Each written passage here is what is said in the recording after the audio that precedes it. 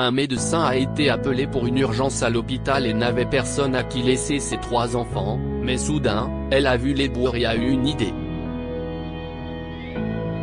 Elle ne croyait pas ses yeux quand plus tard, elle est rentrée chez elle.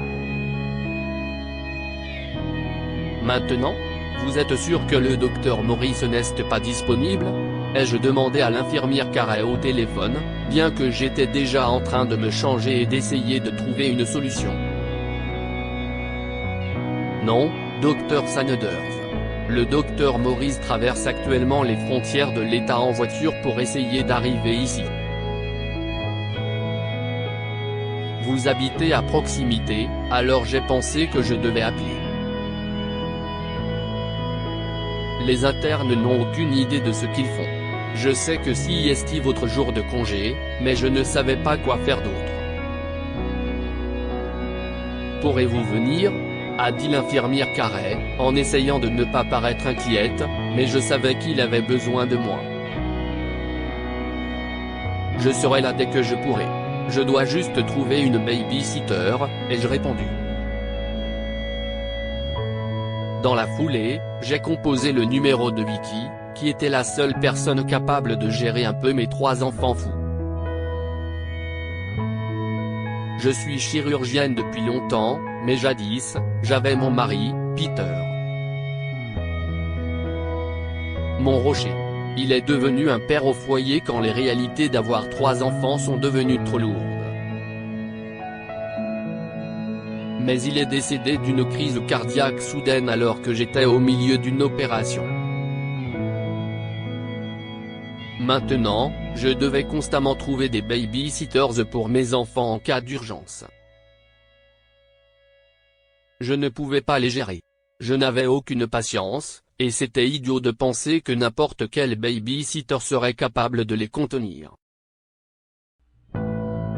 2 baby-sitters ont démissionné après seulement une journée de travail, et le bruit a couru que mes enfants Johnny, 9 ans, Christy, 7 ans, et Lucy, 3 ans, étaient très difficiles.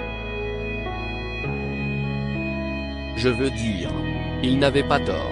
Mais ils n'avaient pas à me mettre dans cette position. Maintenant, seule Vicky acceptait de les garder. Habituellement, je payais la garderie locale lorsque j'étais régulièrement sollicité au travail, mais je ne pouvais pas le faire aujourd'hui. Il était déjà midi un vendredi, et je me sentirais mal de les y envoyer. Je suis désolé, Opal. Je ne peux pas faire de babysitting aujourd'hui.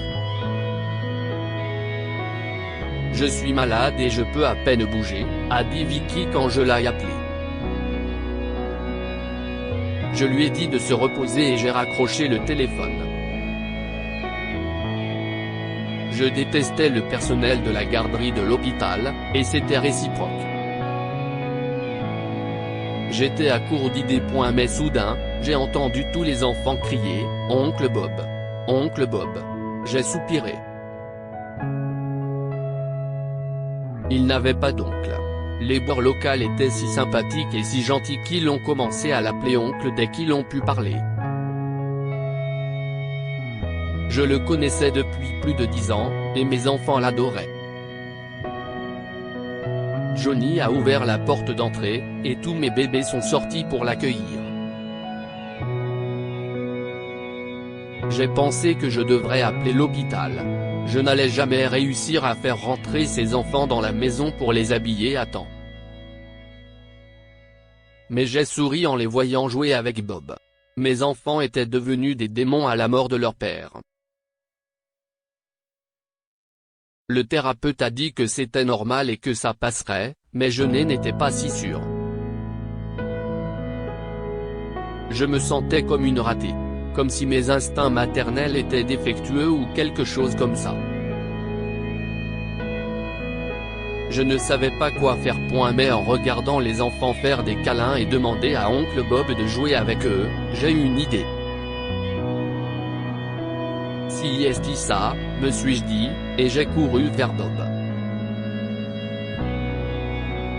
Bob, j'ai une requête folle. Je sais que vous êtes occupé. Mais je me demandais si vous pouviez garder mes enfants pendant 25 minutes. Je dois vérifier quelque chose d'urgent à l'hôpital, et je n'ai personne d'autre, ai-je supplié.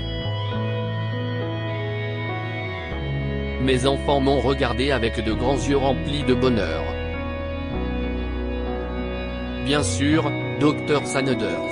Je peux les surveiller pendant un moment, a-t-il répondu en hochant la tête et en souriant. Mes enfants ont sauté et applaudi. Ils sont assez difficiles, cependant. Je vous préviens, ai-je dit d'un air penaud. Ne vous inquiétez pas. Allez-y. Votre travail est important, m'a-t-il dit, et je suis parti en courant, en espérant que ma maison ne serait pas entièrement détruite à mon retour. L'urgence a duré plus de 25 minutes, car le docteur Morris était coincé dans les embouteillages, et l'état du patient s'est aggravé. On m'a fait entrer d'urgence dans une salle d'opération, de laquelle je suis sorti 3 heures plus tard. Je me sentais si mal pour Bob, qui avait manifestement son propre travail à terminer. J'ai conduit jusqu'à la maison aussi vite que possible. Bob.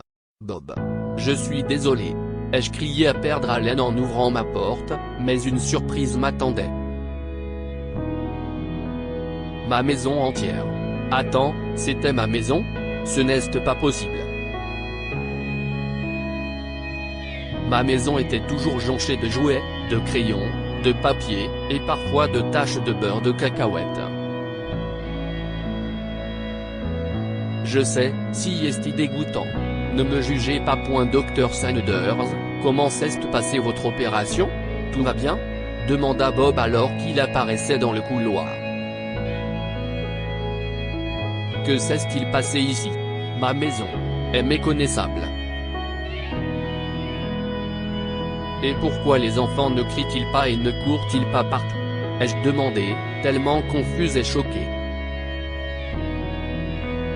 Lucie fait la sieste, Christy et Johnny sont dans leur chambre en train de lire, m'a-t-il répondu.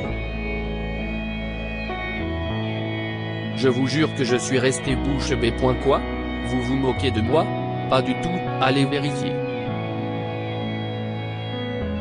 Je devais y aller, et mes yeux ne pouvaient pas le croire non plus. Mais Bob m'avait dit la vérité. Comment avez-vous fait ça? Oh, docteur Sanders. J'ai jadis été un père célibataire élevant des enfants. Les miens étaient 10 fois pires que ces 3 anges, a dit Bob en riant. Je leur ai appris à ramasser derrière eux et leur ai raconté des contes de fées. Vos enfants ont adoré ça. Vous devriez leur acheter plus de livres. J'ai hoché la tête, stupéfaite. Personne dans ma vie n'avait jamais appelé mes enfants anges, et ils n'avaient jamais été intéressés par les quelques livres que j'avais. Je n'arrive pas à y croire, ai-je murmuré. C'était facile. Mais maintenant, je dois partir, a dit Bob, en ramassant sa veste de travail sur le dossier d'une chaise. Oh, oui. Je suis vraiment désolé d'être en retard. Je suis tellement gêné, ai-je dit en me touchant le front. Je vous paierai le triple. Non, je n'ai pas besoin d'argent. Bob a secoué la tête en levant les mains. S'il vous plaît. Pour votre temps, ai-je insisté avec mon regard sévère. Les gens à l'hôpital avaient peur de ce regard, alors je savais que Bob ne pourrait pas refuser l'argent. Ok, je vais offrir aux enfants quelque chose de sympa, a-t-il dit en riant. Au revoir, Dr Sanders. Passez une bonne journée. Merci. Ai-je répondu, épuisé. Mes enfants se sont bien comportés pour le reste de la journée, et j'ai presque pleuré. C'était le meilleur jour de ma vie. J'ai donc appelé Bob et lui ai proposé un poste de nounou à plein temps, triplant son salaire actuel et ajoutant plus d'avantages sociaux puisque j'avais des contacts à l'hôpital. Il a fini par accepter, et j'étais tellement reconnaissante que je lui ai donné une prime de Noël et des billets d'avion pour que sa famille puisse visiter Disneyland en Californie plus tard dans l'année. Avec l'aide de Bob, j'ai rapidement compris que mes enfants avaient besoin d'une personne qui se sente comme un membre de la famille, car si est ce qu'ils ont eu avec leur père. Ils détestaient les garderies et le fait d'être entourés d'étrangers. Je ne pouvais pas leur en vouloir pour ça. Mais j'étais tellement heureuse d'avoir enfin trouvé la solution à notre problème. Bob parlait à mes enfants comme à ses égaux, sa voix était douce et patiente. Je n'avais jamais été comme ça, mais je faisais de mon mieux. J'ai commencé à être beaucoup plus compréhensive avec eux, principalement parce qu'ils ne criaient plus et ne saccageaient plus la maison tout le temps. J'ai passé plus de temps avec eux, et nous sommes devenus de plus en plus proches chaque jour. Bob était mon héros. Au fil des ans, je suis devenu encore plus sûr qu'il est entré dans ma vie parce que l'univers savait que mes enfants auraient besoin de lui. Que pouvons-nous apprendre de cette histoire? Même les enfants les plus bruyants et les plus actifs peuvent changer avec des soins et une attention appropriée. Contrairement à Opal, Bob savait comment parler aux enfants et leur apprendre à se comporter. Certaines personnes sont comme des anges envoyés par l'univers au moment où vous en avez le plus besoin. Bob a été la meilleure chose qui soit arrivée à la famille d'Opal après le décès de son mari. Partagez cette histoire avec vos amis. Elle pourrait égayer leur journée et les inspirer. Lire aussi, un éboueur adopte un bébé aveugle abandonné dans une poubelle. 23 ans plus tard, le garçon devient patron d'une entreprise. Cette histoire est inspirée de la vie quotidienne de nos lecteurs et rédigée par un écrivain professionnel. Toute ressemblance avec de véritables noms ou lieux est une pure coïncidence. Toutes les images sont utilisées uniquement à des fins d'illustration. Partagez votre histoire avec nous. Elle changera peut-être la vie de quelqu'un. Si vous souhaitez partager votre histoire, envoyez-nous un mail à info@amomama. Abonnez-vous à Amomama sur Google News.